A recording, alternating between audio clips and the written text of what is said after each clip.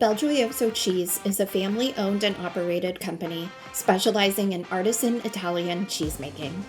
Using only natural ingredients and fresh local Wisconsin milk, master cheesemakers handcraft the full line of exceptional cheeses, guided by a commitment to quality and a respect for tradition. Ask your distributor about Belgioioso's award-winning fresh mozzarella, burrata, ricotta, mascarpone, American Grana, and Parmesan. At Belgioioso, every cheese is a specialty. What's up, everybody? Welcome to another episode of Extra Serving, a podcast from Nation's Restaurant News. I'm Sam Oches, editor-in-chief here at NRN, and I am very toasty warm alongside my colleague, Alicia Kelso, the executive editor of NRN. Alicia, welcome. Thank you. Alicia, you and I, not many people, if you're only listening to this, you can't tell yet, but I encourage you to go to YouTube to see what you and I are wearing. We're sort of doing a who wore it best. I would say that's why I'm trying to pose here. I'm trying to do something. Trying to look regal is what I'm doing. Now, those who've listened to the last month or so will know that I have this lovely Whataburger cozy that I am now wearing again. And I'm wearing it again because, Alicia, what are you wearing? I received a Chick-fil-A Snuggie in the mail earlier this week, and the timing was perfect because we are on the tail end of another polar vortex here in Louisville, Kentucky. And I actually had to steal it from my kid. He has stolen it from me several times. So this has become a battle in the Kelso household. It's an interesting thing because my daughter also stole this cozy from me when I first got it and wore it almost every day during the Christmas break when I first got it. And so good to know for all of you other brands out there making Snuggies and cozies, do a kid version because Gen Alpha loves it. Gen Alpha loves these apparently. But anyway, we had to do a who wore it better because we brought this up on LinkedIn when you posted your photo of George, of course, wearing that. And so here we are looking goofy, but also very warm. Very warm. That's the most important thing. We have so much to cover here, but I do want to hear really quick, Alicia, you and I both traveled this week. You traveled to the metropolis of Seguin? What's it called? Seguin. Sorry, Seguin residents. You went to Seguin, Texas. Tell me about why you were there. I was in Seguin, Texas, per invite from Dine Brands because Dine Brands was debuting its dual-branded IHOP Applebee's restaurant in the United States. There are almost 20 of these already open internationally, and now the company is bringing this dual-branded concept to the U.S. They have really big ambitions, for this model. I talked to John Payton, the CEO of Dine Brands. He said this thing could get in the hundreds. So this year they are aiming for at least 12, ideally 12 to 15. It was interesting because when I talked to him, he's like, this is something you have to experience to understand. And I agree wholeheartedly. I never thought I'd be in Seguin, but I was in Seguin and I'm glad because I have a good perspective. I think the concept's really interesting. I think it's fun, has a unique menu where they have like mashups of both IHOP and Applebee's brands. And of course, I had several margaritas, of course. So just a really interesting concept. There's a lot to like about it. They have complementary day parts, not conflicting day parts. I know when I posted this initially, when they announced their plans last year, there was some questions because we've seen co-branded concepts come and go. Notably, if you think about Yum Brands doing it, for example, with Pizza Hut and KFC, but those were peak day parts at the same time, I think, which overcomplicated things. This is completely opposite, where the kitchen flow is constantly flowing through day parts, morning, Applebee's, lunch, dinner, IHOP, vice versa there. And of course you can get they have morning drinks. It's more like a brunch concept too, than IHOP is. And obviously brunch is pretty hot. So it's just really interesting, I think. And it'll be interesting to see where it goes. Well, and we know that Dine Brands could use some good news. They have been struggling the last few quarters, both IHOP and Applebee's. Looking for, I think, some momentum. And, I didn't know that there was plans to scale this as much as that, as you said. So perhaps this could be something to build that momentum. Although, of course, that implies, a lot of new builds, which takes a lot of time in order to build the momentum. So perhaps not the thing that they need the most to turn things around, but perhaps a long-term solution to everything. Yeah, there will be a lot of conversions in here, just to note as well. And, we know that Applebee's has been sort of retrenching a little bit to get its system healthy. So that could be a possibility. I think it will be equal parts new build and conversion. And they're aiming to be flexible with this. There could be smaller footprints in urban markets. There could be the one like I was at and, off the interstate in this rapidly growing city in between San Antonio and Austin. So, like I said, they're really using this to refine as they grow. So I think it'll be a interesting narrative to follow.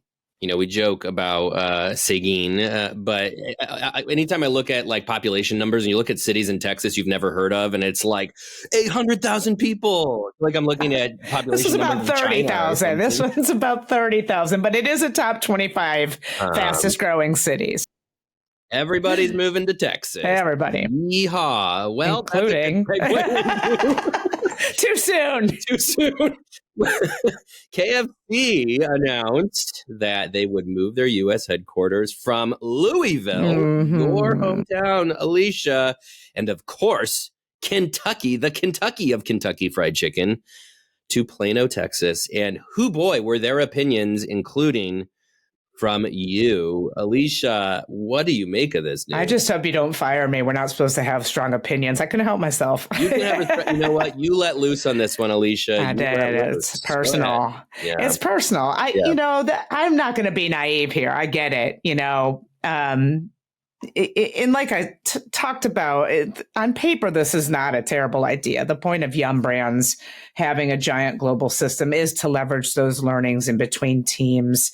They've been in Plano for a really long time. That's where KFC Global is, and they just, both KFC Global and KFC US just brought in new leadership. You've got Scott Mezvinsky as the global CEO and Catherine Tan Gillespie as the new president last week, and so the time is right to maybe start fresh, but it just seems so wonky.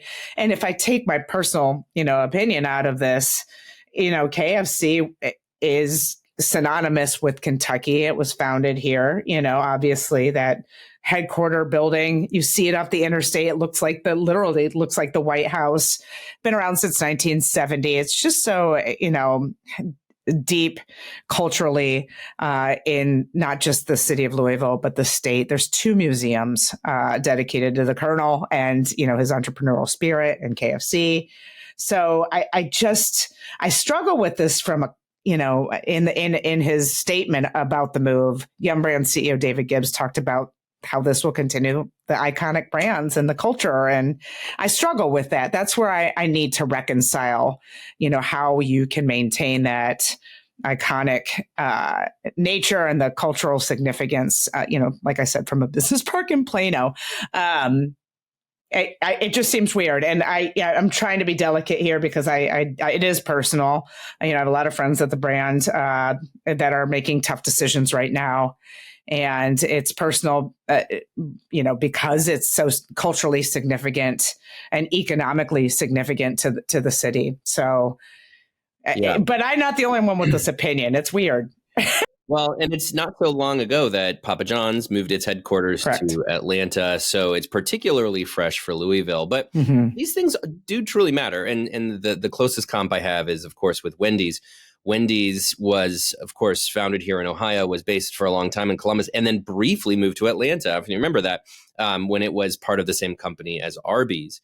And I don't remember the reaction at the time, but I do remember that it was a big deal. And I can tell you what would happen if that happened again. And it would be a similar outcry. Wendy's is very much of Columbus. Columbus in some ways is of Wendy's. And, I going about my life here and I run into Wendy's corporate employees often. It's a lot of people work for that company, and to take it out of the city would be very devastating. And that's, ultimately, of course, Wendy's did come back and put its headquarters back here in Columbus. But, to think about these things as sort of trivial or just like, who cares where its headquarters is, right? It's, so long as it's, making money and doing whatever. But no, like you're right. Economically means a lot for these cities. Did Dallas need another headquarters, folks? Did Dallas really need this? No, look, no offense to my friends in Dallas and to Texas, but, there are some cities like Louisville that could use the economic that economic engine of a headquarters being based there more. Now, let's take a step back and approach this from that cultural standpoint, because our own company is actually going through this now, where we are our parent company Informa is asking people who are based in the headquarters cities around the world to come in 3 days a week instead of 2. And there's been a lot of conversation spurred by this because, listen, the last 5 years have completely changed how people work. Myself and you, Alicia, are beneficiaries of this, where we can live in cities not where our companies are based. And can wear Snuggies. we can wear Snuggies for work, as we are both doing as we freeze in our basements and are just a little bit depressed by that. But look, all of this seems to be based around culture, and companies do have a right to try to build culture, and there is something to be said, I think, for being in person and the ability to build culture in person. However, we also have to review the fact that, again, you can't put the genie back in the bottle. Things have changed with remote work, and there's a real benefit to being able to work from home. I realize this is a little separate from the KFC conversation, but I think just, again, sort of defining what is culture, what is an office, how do you build culture with people kind of all over the place? Does geographic location really matter?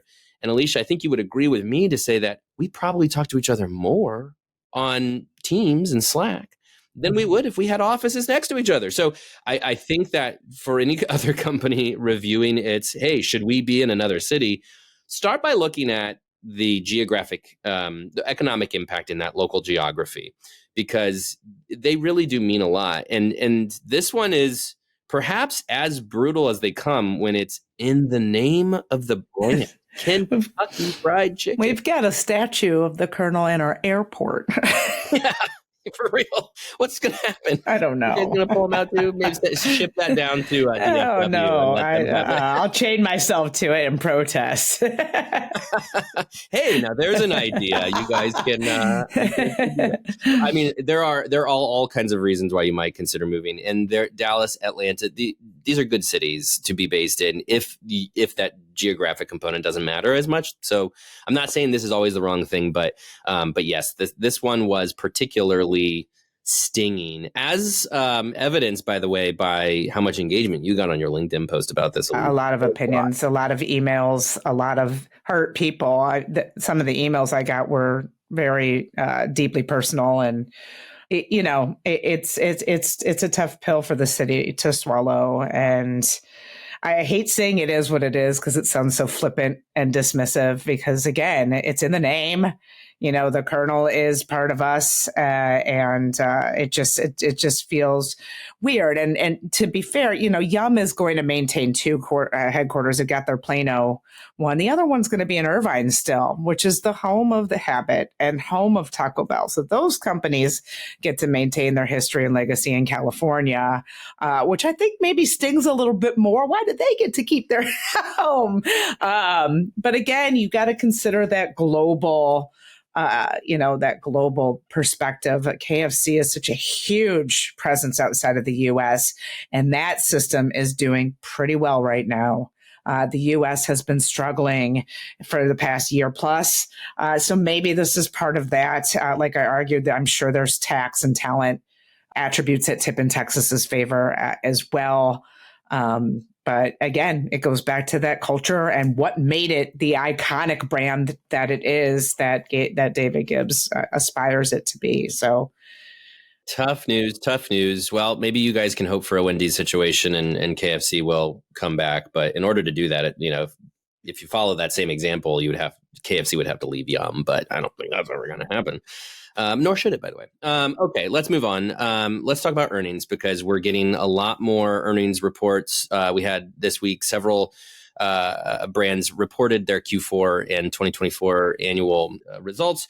And lots, I think, to be happy about here. Across the board, there were a lot of sales increases, although also lots of asterisks. So let's start with the one that was most fresh, which was Texas Roadhouse, which reported last night. So this is fresh news.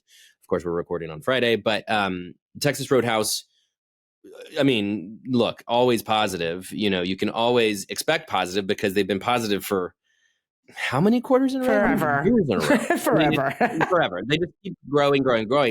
And the results this quarter were once again positive. But there is a caveat. Alicia, tell me about why there's sort of a caveat. Yeah. So Texas Roadhouse is like we talked about Chipotle last week or the week before, just a case study in consistency, positive same-store sales driven largely by traffic. So I believe this is the 11th year in a row in which Texas Roadhouse has generated positive traffic, so much so that they are now shifting, some of their new builds to include bump outs. So they have 20 to 40 extra seats, or adding bump outs to existing locations that can support it via real estate with those 20 to 40 extra seats. They tipped over $8 million in average unit volumes for the first time in 2024. They pushed about $5.4 billion in sales.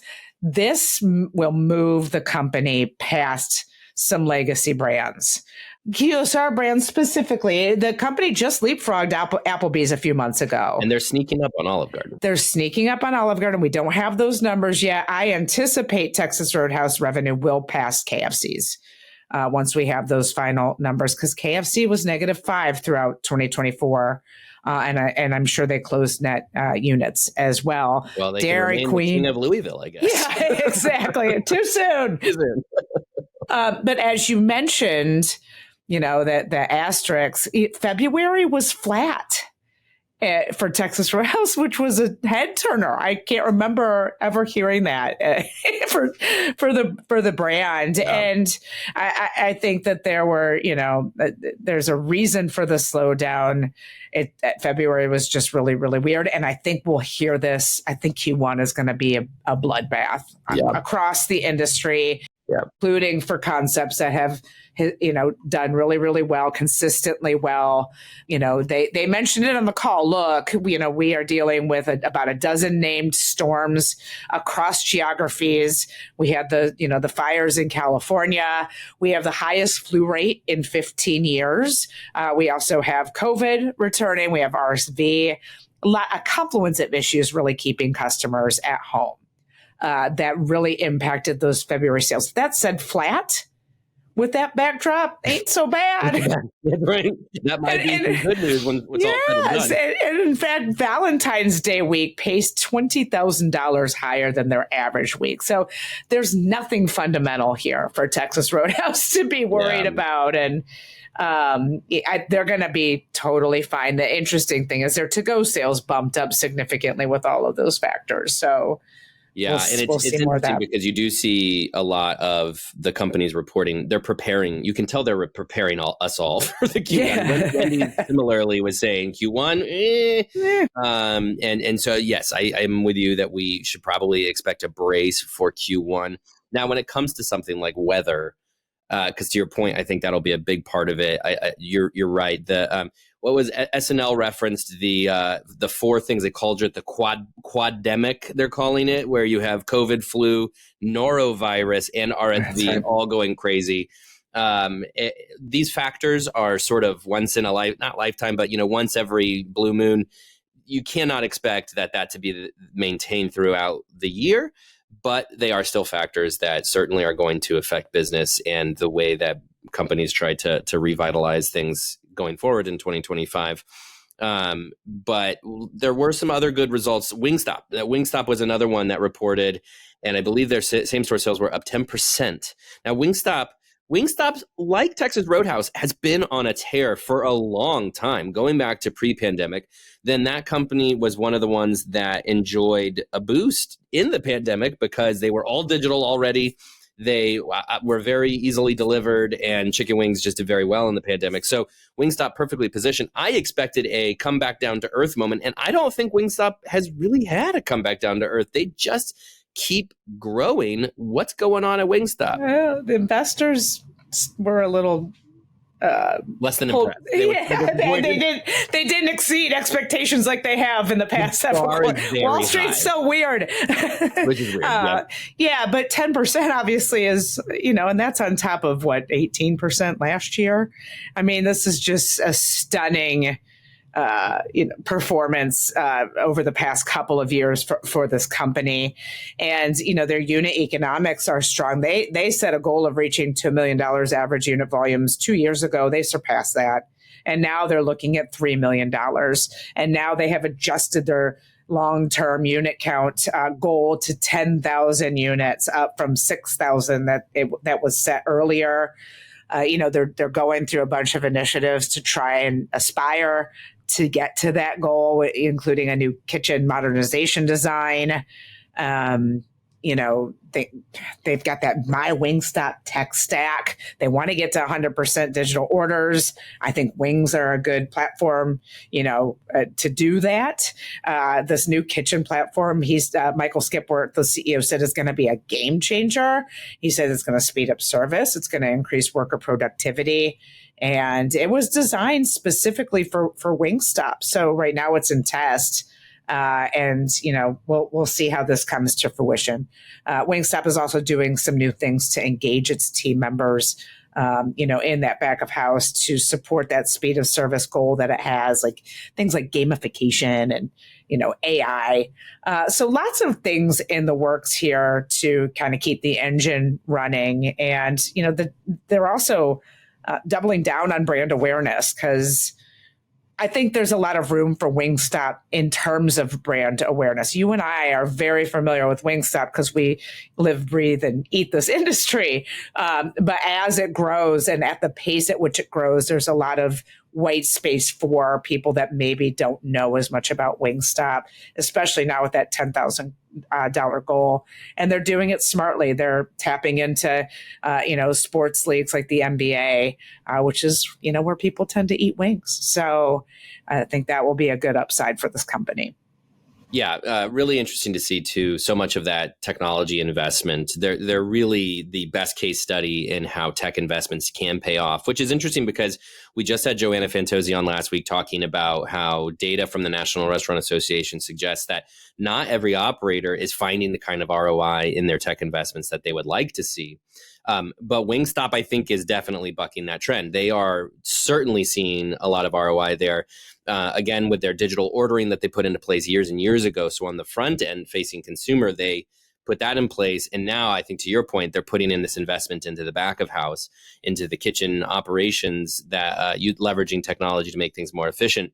And to me, that just shows a brand that is running on all cylinders here. And that, I think, to your point, they really do have sort of sky is the limit potential here, especially considering where you can put a Wingstop. It feels a little bit like, from a footprint perspective, it's like a Subway. It feels like you could punch one of these things into anywhere if you wanted to. And as we know, chicken's not going anywhere, and it's only more and more popular today. So definitely one to watch for the years ahead. Now, some other results. Shake Shack enjoyed 4% sales increase, but mostly because of menu price increases. Cheesecake Factory enjoyed sales growth of 1%, modest, but reported also that Flower Child, the Flower Child, which of course under the Cheesecake Factory, one of those Sam Fox concepts, enjoyed sales gains of 11%. So again, across the board, you see some, okay, yeah, we're doing all right. We're growing, but because of all this, that, or the other reason, and, probably not good enough to offset what's coming for Q1, but at least perhaps ending 2024 on a positive. I like your positive spin. I'm trying here. There's a lot of things we can't expect here because operators do tend to sort of dip their toe into the first several weeks, of the next quarter during the previous quarter they're reporting. And I think that's the case here. When we were listening to Q3 calls, a lot of these brands reported sequential improvement in, November and December. So there was reason for optimism going into Q4. But like we talked about with that confluence of issues, weather, fires, flu, we didn't talk about consumer sentiment dropping off a cliff either. I mean, it dropped 10% from January to February because of all the weird headlines that are. Consumers are worried about inflation. Egg prices jumped 15%. From January to February. That's insane. And so that is going to be a factor in Q1 as well. So I don't think what we're seeing from a positive perspective from Q4 is a terrible surprise. I just, like I said, bracing for a little bit of impact in Q1. Well, Alicia, I have on my list here to talk about the layoffs at Bloomin' and Panera, but I'm just so sad for that. I think we might want to just skip ahead because suffice it to say, and that goes back to the KFC headquarters conversation. With all the activity going on right now, the consumer activity or lack thereof, does feel like there's a period of transition here for a lot of companies that are taking a moment to look at their G&A, take a look at the corporate situation. Starbucks also had announced layoffs, obviously, a month or two ago with Brian Niccol coming in and changing things. That trend continued at Panera, and at Bloomin' Brands, we just heard from yesterday, is going to lay off, I believe, 100 employees. There's a lot of adjustment going on here for the companies as they both prepare for a totally unpredictable 2025 based on obviously what we've talked about here with the factors like weather and sickness, but other factors like tariffs and, inflation and what happens with that. Nobody quite knows what to expect. So things feel a little unsettled. So instead of getting into the pessimism of that, let's talk about the optimism of menu innovation. Perfect. Because, we all like food. And at the end of the day, that's why we're here, is because we love food. And there has been a good amount of menu innovation happening around the industry for the last weeks, months. And, arguably in 2024, there was a lot of innovation to help with marketing, and that continues in 2025. And to join us and talk about the menu innovation is, of course, our very own senior food and beverage editor, Bret Thorn. Brett, hi, Sam. Welcome hi, Alicia. to our How extra doing? serving portion of the episode. Hi, Brett. Brett, I feel like I haven't seen you forever, which, of course, I'm kidding. Brett and I spent the last couple of days in Providence, Rhode Island, because we were filming something very exciting, and that is the Menu Masters collaboration. If you don't know our Menu Masters Awards, that's our annual awards in partner with our sponsor, Ventura Foods, where we recognize the best menu innovations among corporate chefs in the food service industry. 28 years now this has been going. Very, very exciting. In the last 3 years, for the award celebration, we've done this collaboration event at Johnson & Wales in Providence, where our winners come up with a new menu to serve at the gala, which happens in May 17th in Chicago. Brett, what did you feel? How did you feel about the last couple of days that we spent in Providence?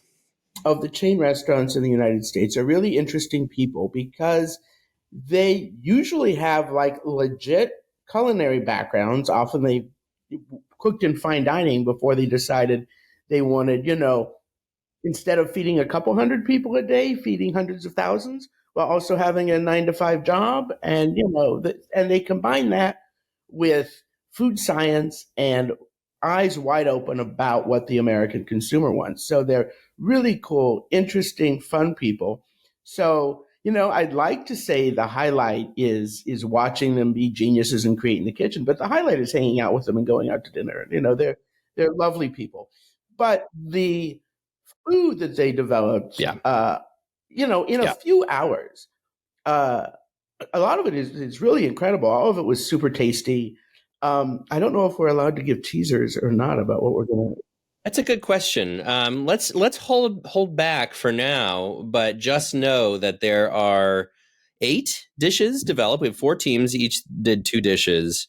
And there were some things that kind of blew my mind, including a blue food. You don't get a lot of blue foods. There was a blue food, and there was a cookie with garnish, very much non-cookie ingredients included in it. That's true. That's fair. Yeah, I agree with you. These people are just amazing. It's so fun to hang out with these chefs for a couple of days, and we got to eat at some great restaurants in Providence. But yeah, to your point, Brett, and we talked about this when we were there. This is a conversation that's ongoing, but it's this fact that, I'll tell this quick story, which is the last time we were in Providence doing this, I had an Uber driver who was driving me out to Johnson & Wales's campus, and I was explaining to him what I was there to do. And that year, Arby's was a winner. And I was explaining that, we had Arby's there participating. And he goes, oh, that's not a real chef. And I was like, whoa, let me tell you. Because the fact of the matter is, to your point, Brett, these chefs, these corporate chefs at even the big chains, generally are classically trained, probably went to culinary school. A lot of them operate independent restaurants even before they get into this gig. And just because they're developing foods for a chain, which, may be beneath some of these people who have this opinion, does not mean that these are not legitimate chefs. And I guess the point is to say that, we get the students involved at Johnson & Wales, which is great because we have to show the future culinary talent and just future restaurant talent in general that there's a career to be had in food service. And it's not just, I'm going to go own my own restaurant and be a James Beard Award-winning chef. You can certainly try for that. And I would never discourage anybody from trying that. But if you want a 9-to-5, and if you want to influence the dining decisions of millions of people around the country, you can go get a corporate chef job at not even just a restaurant company, but at some of our, some of the vendors, and it be just as and you don't blow satisfying, your I think, of a career path or, as if you had your own restaurant. Lose your family. Right. Yeah. And I'm really glad that there are adrenaline addicts who become chefs and are dedicated to that lifestyle. I went to culinary school and I'm not an adrenaline addict, really. So I'm not a chef. Yeah, adrenaline's not the word I would use necessarily for you, Brett, but I do know you know your food stuff, and that's why we bring you here and keep you around. And I want to talk to you today, which is about new menu innovations. Okay, so there's been a lot of new menu innovations recently. Let's start with the Taco Bell birthday cake churro in partnership with Milk Bar. Brett, you were only on a couple weeks ago, and we were talking about collaborations in new menu items like Wendy's Thin Mint Frosty. Here's another one. Taco Bell partnering up with Milk Bar. Of course, Chef Christina Tosi's concept out of New York City that has a number of locations around the country now. Birthday cake churro. I mean, it's Taco Bell, so I guess you shouldn't be too surprised. I don't really know what that is. It's sort of like a vanilla cake, I guess, although I always had chocolate cake on my birthday because I like chocolate. But yeah, it's sort of that light, sweet, kind of fluffy flavor. And why not stuff a churro with it if you want? And I think if I remember the pictures correctly, it's kind of pink colored. So that's fun. That's good for the gram and the talk. And and that's important these days, obviously. As they say. And as the food guy, I'd like to say it's all about the flavor, but we know that's not true. And then there's some other, I guess you'd call them collabs, depending on how you like to say it. But in a different way, like Duck Donuts has some Sonic the Hedgehog themed donuts, because usually these kinds of things are scheduled around the theatrical premiere of a movie. But this is actually for Sonic the Hedgehog 3's premiere on Paramount Plus, which is kind of interesting. And then in an even broader way, Krispy Kreme has now has some kind of movie-themed donuts in collaboration with Hulu. And I guess the idea is, you turn on your Hulu and then you pick up your Krispy Kreme donuts, or more likely have them delivered. And, they have like butter popcorn themes and stuff like that. And then there's another collab that Doghouse is doing with food influencer Josh Elkin. It's called The Big Hack, which obviously is a play on the Big Mac, because as much as people like to dunk on McDonald's, they love copying them. They love it. And this one's kind of interesting. It's a huge fat version of the Big Mac, but instead of that slice of bread in the middle, there's a grilled cheese sandwich. That is certainly unique. Just to review too real quick, I told you the other day, Brett, that Sonic partnership really checks my boxes, because big Sonic fan in this household with my kids, and we have watched those movies way too many times to admit. But it's so funny too to think about these two partnerships you mentioned between a donut brand and a streaming platform, which shows you kind of where we're at in the world today, because I think the theatrical release almost doesn't matter as much. Because I tell you, there's a lot of stuff that comes out in the theaters that our family just says, you know what, we're going to catch that one when it's streaming. Sonic was not one of them because we are big fans and we saw that opening weekend, I believe. But there's a number of other your properties that were like, you know what, we'll check that out later. So it is almost like a double whammy these movie studios have now to partner with brands, not just on theatrical release, but also on the streaming platform release. And this is hot on the heels of Netflix had another development where there is Netflix is developing a food concept. What was Netflix's thing that they just had a couple weeks ago? Yeah, they have a restaurant.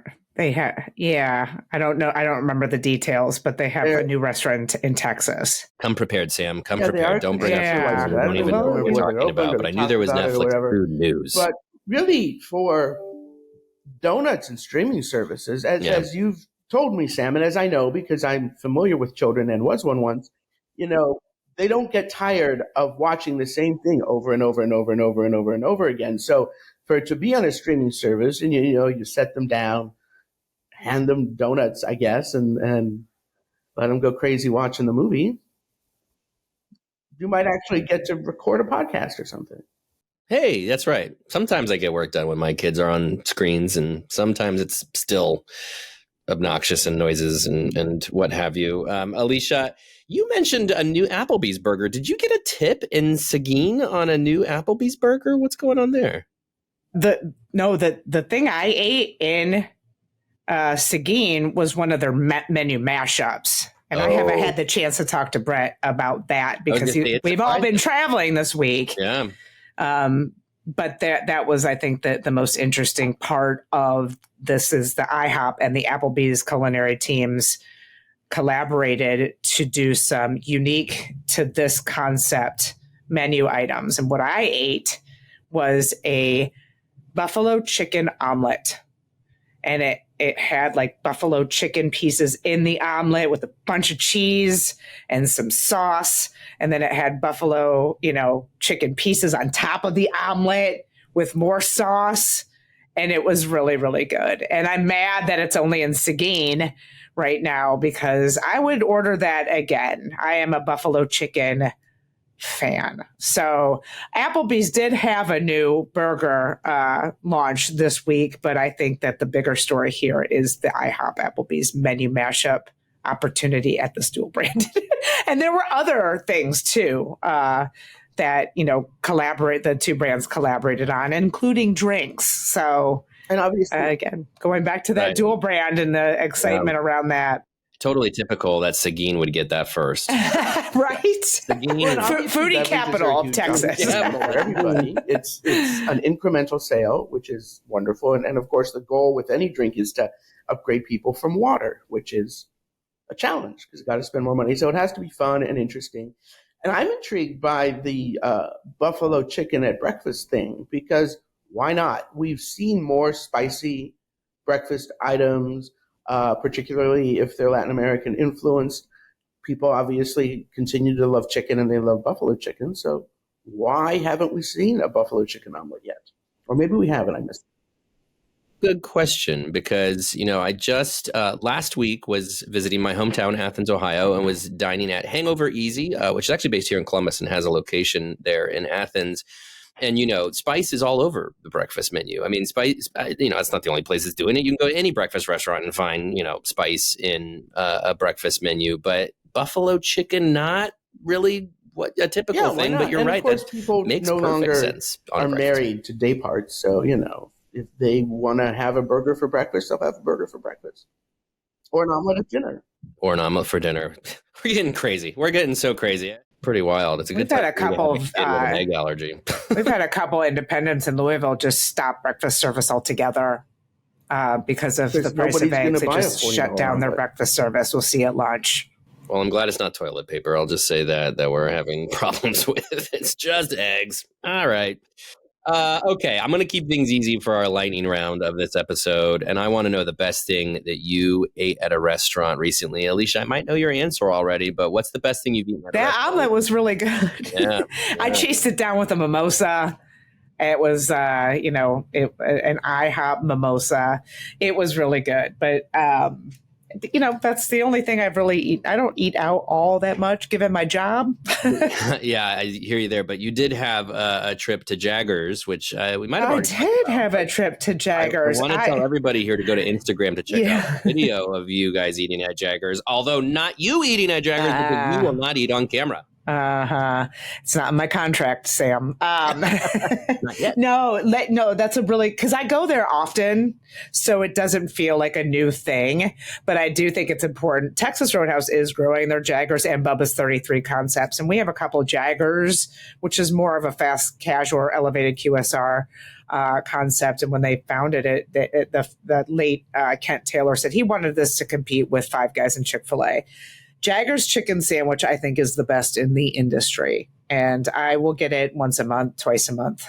So, yes, I have a Jaggers experience a week and a half ago. Thanks for the reminder. You're welcome. I did Jaggers on my way out of town from Louisville when I went to do the Brand Icon filming, and can validate it is very, very, very good. So I'm very excited to see where that can go. Brett, what was the most delicious thing you had at a restaurant recently? I'm going to say Johnson & Wales University, where we were fed lunch.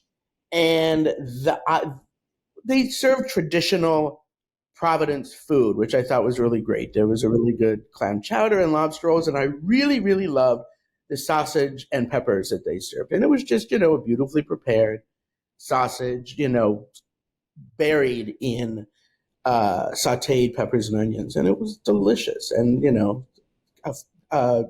food that I will never get tired of eating. I love that stuff.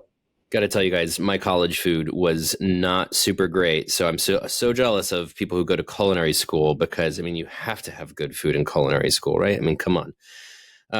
Okay, I'm going to say for my entry, I will say I recently visited Cafe Zupas, which was, it's a new discovery for me.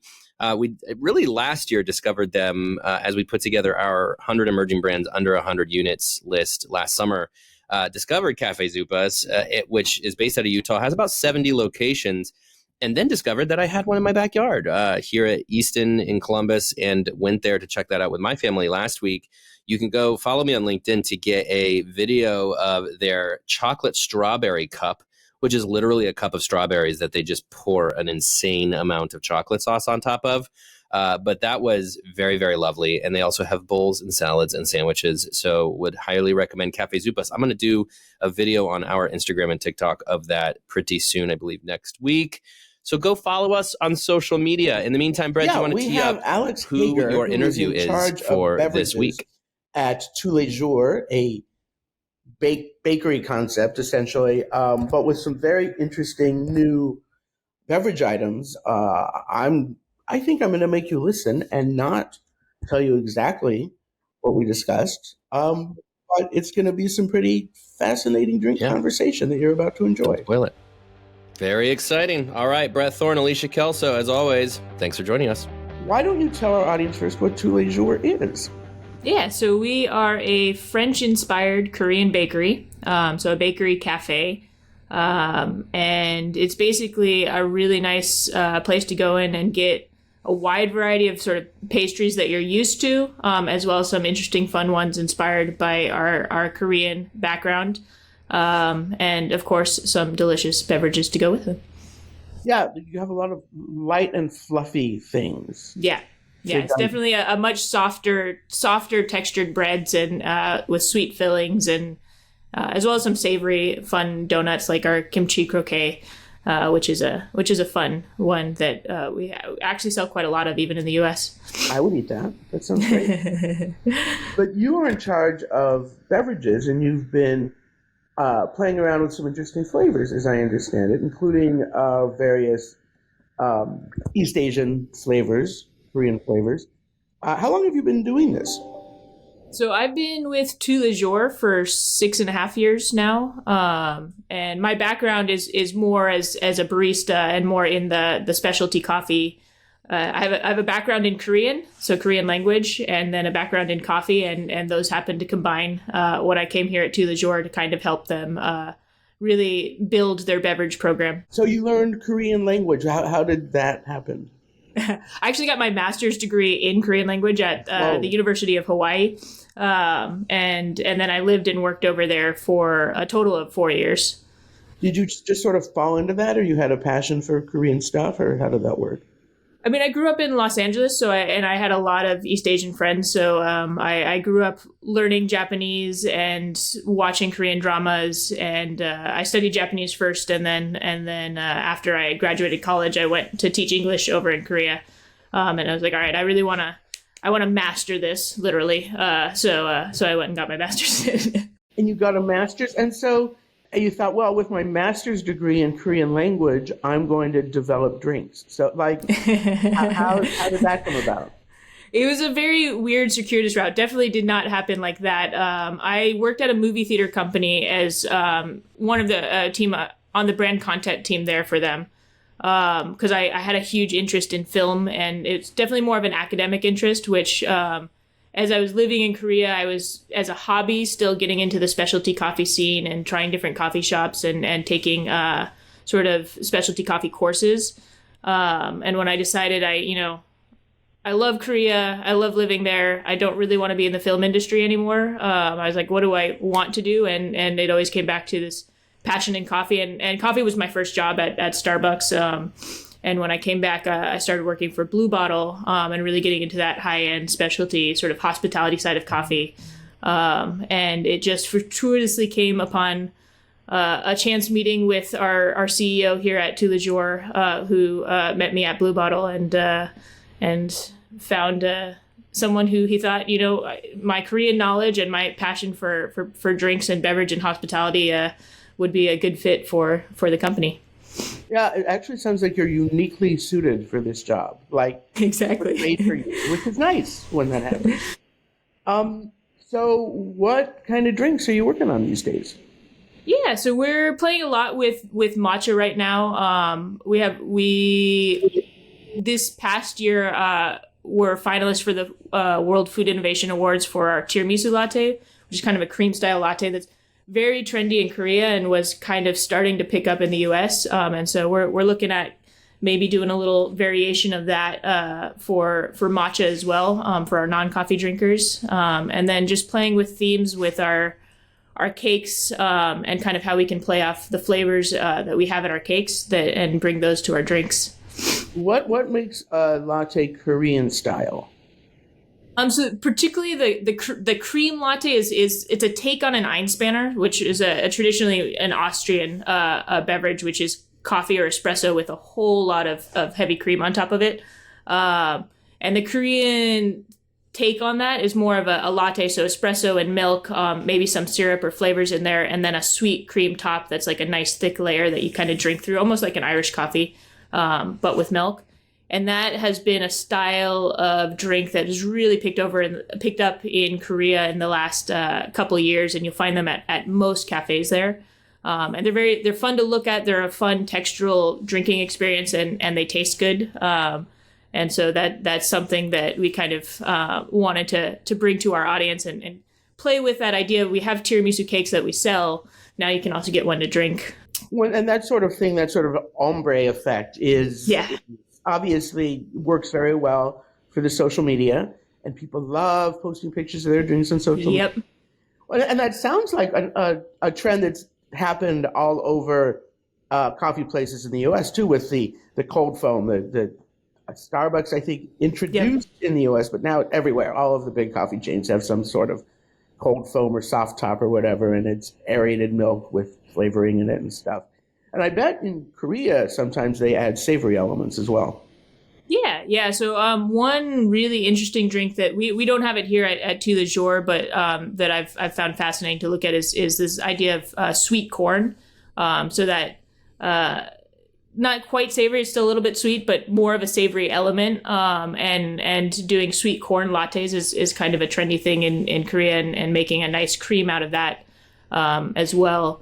And then, of course, there are things like the Korean word for it would be misugaru, but it's basically like a multi-grain powder that is blended into a drink, usually with a little bit of vanilla syrup or sweetener. And it's like a hearty breakfast drink, but also makes for just a fun, sweet, savory combo for drinks over there.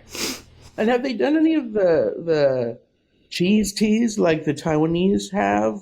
where it's a little bit. So playing with that. So even like with our tiramisu latte, it's actually a cream cheese, heavy cream or soft cream. And we blend real cream cheese in with our heavy cream to give it that sort of sharp, cheesy texture. And so in the same style of those cream lattes, the things they use for that top, for that cream top, vary a lot. And sometimes it'll be more of a cheese base or mascarpone. And sometimes it'll be more of a sweet sort of cream or custard top. So what's happening now specifically at Tous les Jours, the United States locations that you're working on? Yeah, I mean, we've been really just building up our beverage program overall and kind of making sure we have the staples that you're used to seeing in an American cafe and have those down really well. And then building on some flavors that now we're starting to pick up a little bit more, but things like lavender are kind of a staple for us. So we started years ago when I came on with the lavender latte and then did a honey lavender macchiato. And then last year we did a honey lavender matcha latte that's really taken off. And so we're balancing that, the tea side and making sure that nowadays there's a lot of our customers, which are a little bit younger, that aren't drinking coffee. And so that we have a good plethora of tea for them and options for them, making sure that our coffee is really strong on the coffee side of things and working with equipment and training to make sure that we can be as consistent as possible across our franchises. Yeah, you said you were doing a lot with matcha, which makes sense. People are into the matcha.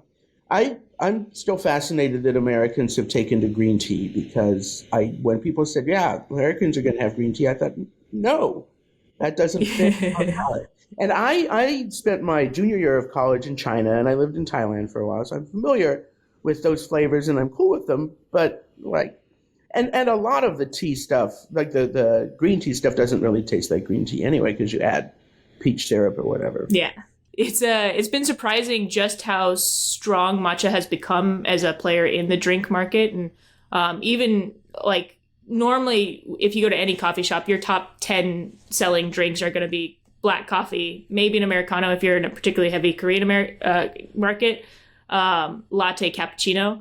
And for us, matcha has consistently been, just a classic matcha latte has consistently been in that top 10 year round. And then when we come out with seasonal matcha drinks, those will usually spike and jump in there. And so it's been a pretty steady growth of just consistently being more and more apparent as a customer demand, I guess. And so it's been nice to play with because I'm a big matcha fan. It's always been something I've loved to play around with, and I think it's a drink that works surprisingly well with a lot of different flavors because it's subtle and earthy. It doesn't have quite the bitterness that coffee can have, and so as long as you balance how much syrups you're adding, it really has a nice flavor profile that you can mix together with whether that's pumpkin spice or lavender or other flavors.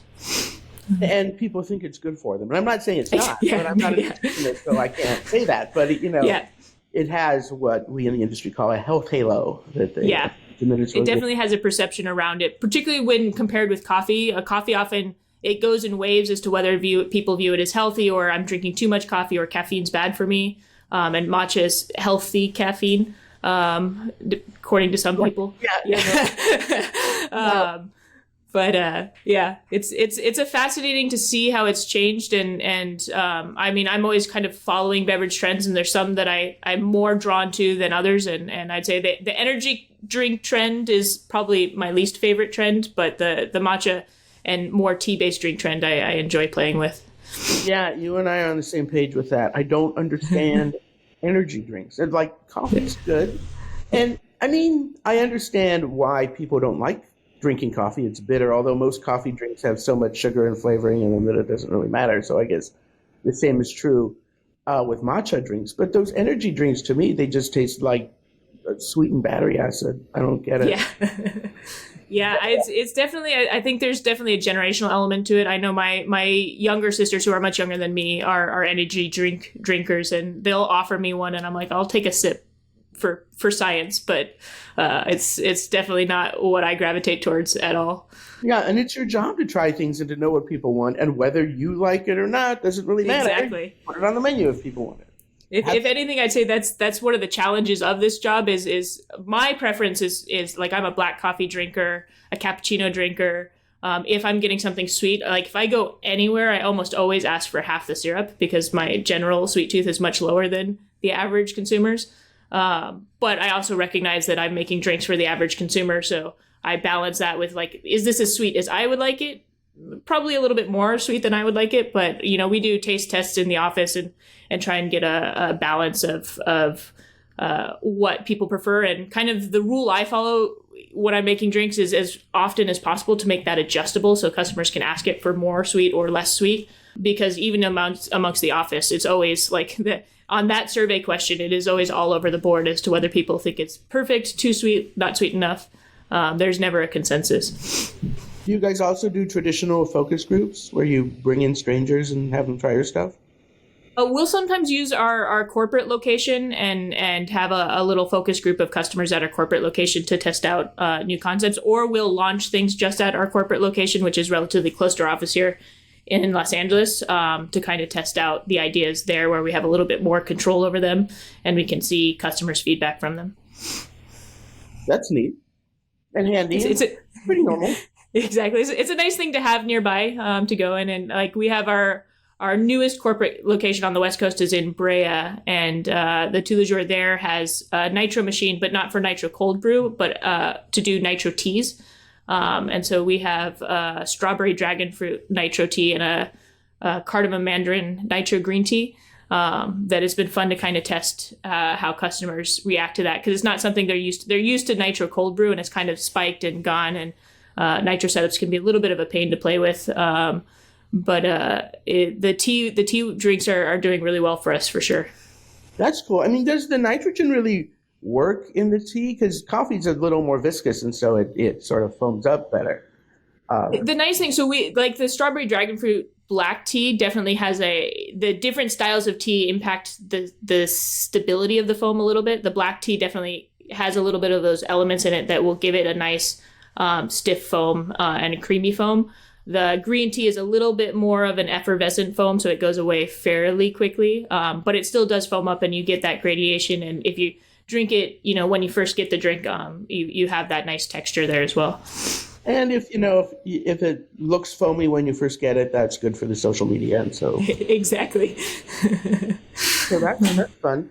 Your people said you also are working with some Asian flavors like I guess a black sesame latte and a miso caramel latte.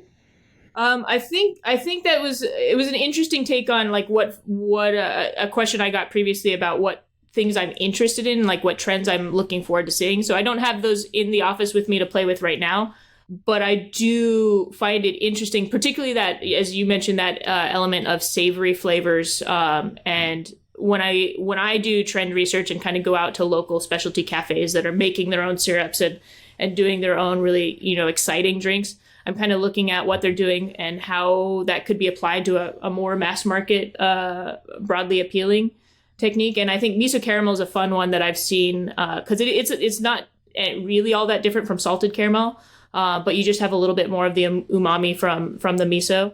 And so that's one where I'm still looking for the right application in which, one, for us as a franchise, getting ingredients to our franchises is always a logistical challenge. And so finding a good, easy to apply syrup that's going to be consistent, where they're not going to be, having to mix their own miso caramel in-house, is the first challenge that we have. And then finding a way to build that so that it has enough flavor that people are like, oh, this is miso caramel, but also not so much they're like, oh, what, I don't want miso in my coffee. So balancing those and kind of looking at those trends and seeing where they're going and seeing how close they are being to mass market appeal and sort of broader recognition. Because we also have stores all over the United States, and it's easy in New York and Los Angeles to be adventurous with flavors. It's much more challenging, in the Midwest or in places where you don't necessarily have as much international influence to have customers be ready for those kinds of flavors. Well, and for East Asian customers, like I went to various coffee places sort of scouting out Orange County, Mm-hmm. Irvine, and you have all these different coffee houses, and they put creamy, salty things on top of their coffee all the time.